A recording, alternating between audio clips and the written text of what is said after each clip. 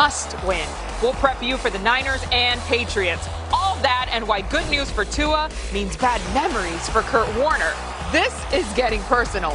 This is NFL Total Access.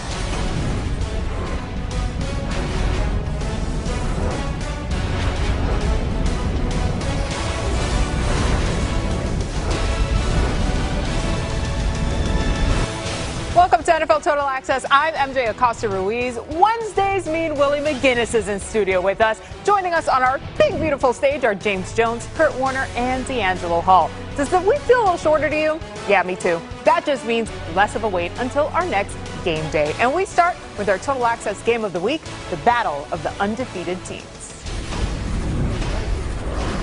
Here we go. Throws over the middle, intercepted.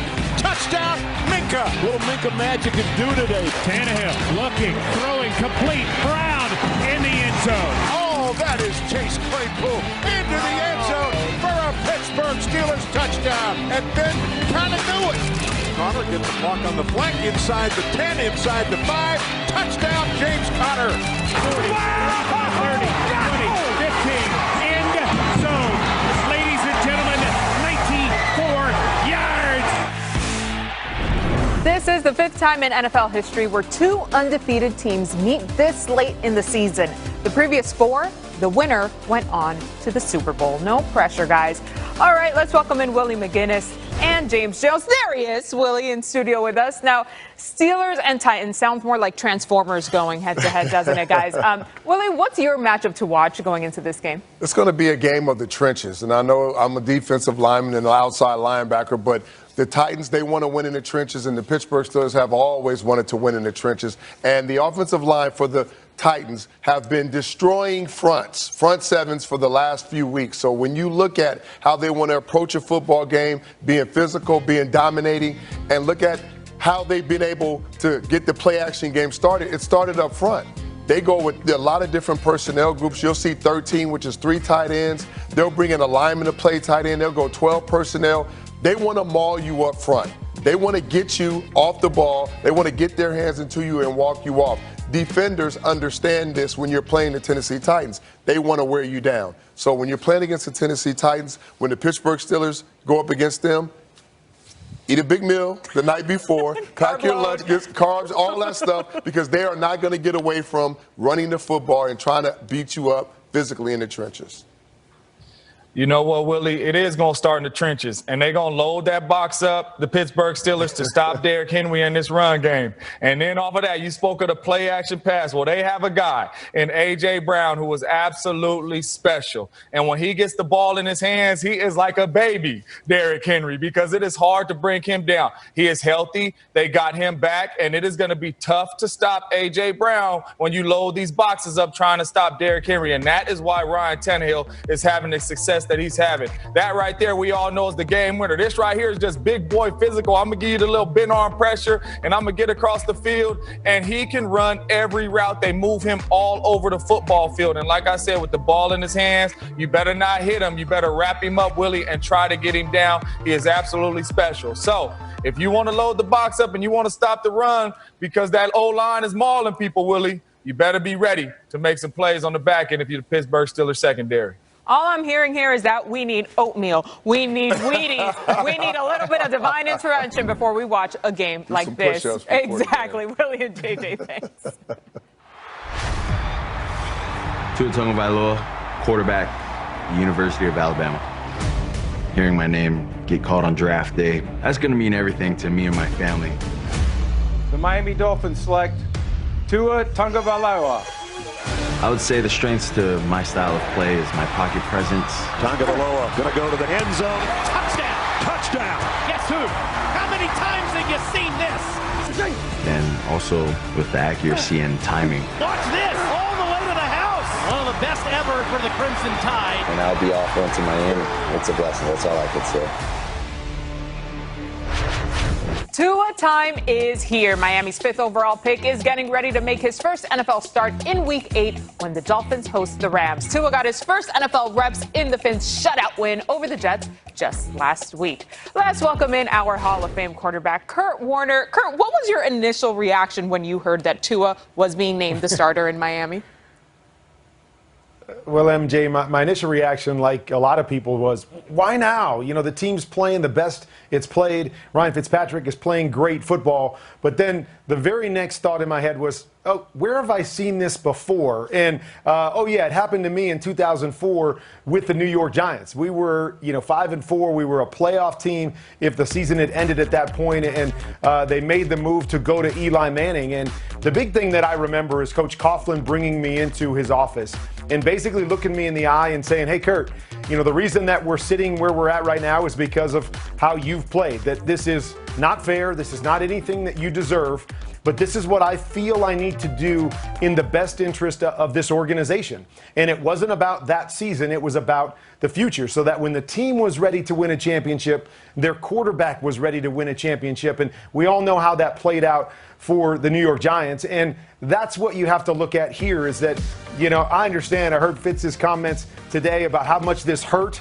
It doesn't make it any easier for Fitz, but we understand that this is a long-term decision for the future of this organization. The team is starting to play well. Now let's get our young quarterback in there so he can play well as we get ready to compete for a championship. Oh, first-hand experience mixed with a little deja vu there, Kurt. All right, from a rookie debut to a veteran resurgence, Tom Brady had a fantastic game against Aaron Rodgers and the Packers. Now, Brady and the Bucs get ready for Derek Carr and the Raiders. What matchup are you looking towards in that game?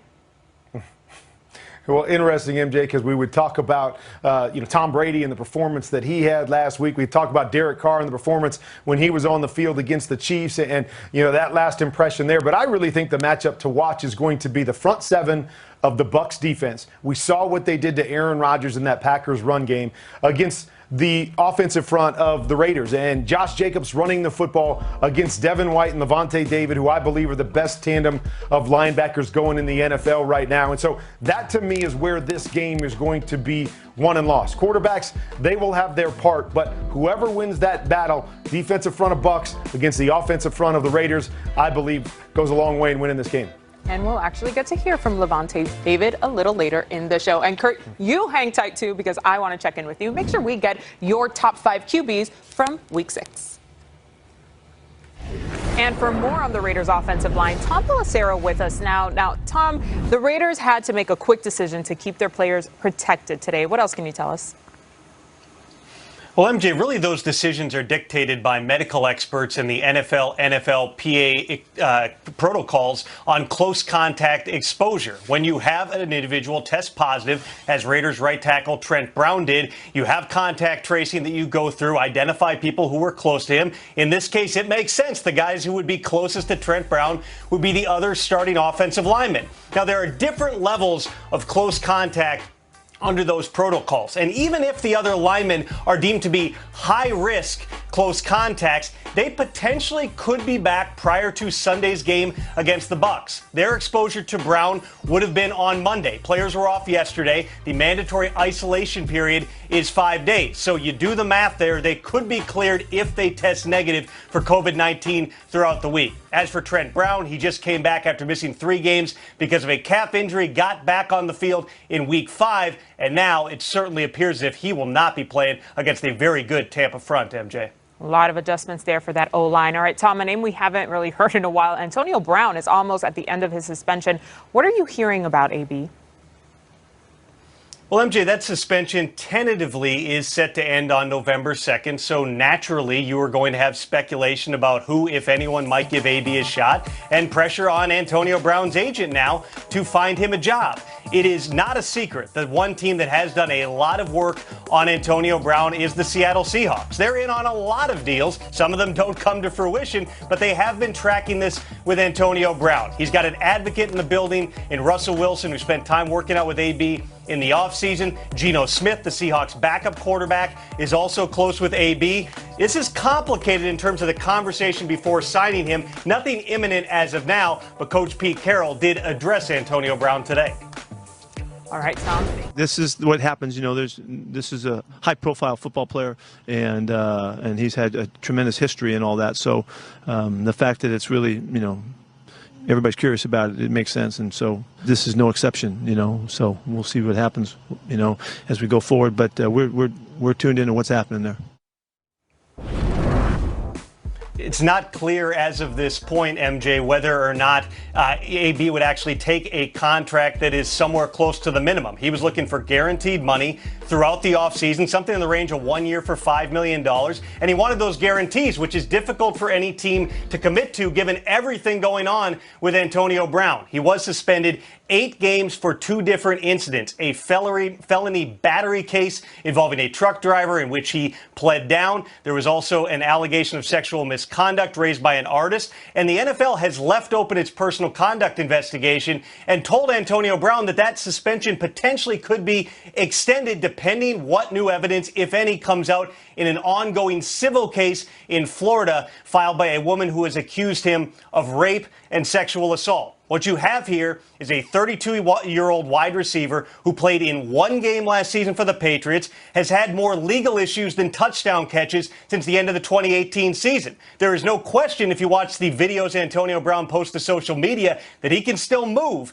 he can still play, but again, a complicated conversation for teams to have about bringing in a guy who, to say the least, has had some unreliable behavior through the years, MJ. A lot for any team to have to consider. Tom, thank you. All right, let's check in on notable injuries to watch in Week 7. Falcons wide receiver Calvin Ridley was limited today with an elbow. Baker Mayfield was limited at Browns practice, nursing a chest injury. Lions defensive end Trey Flowers with a wrist, and Packers tackle David Bakhtiari with a chest. They did not participate in their team practices, and Joe Mixon was not at practice in Cincinnati with a foot.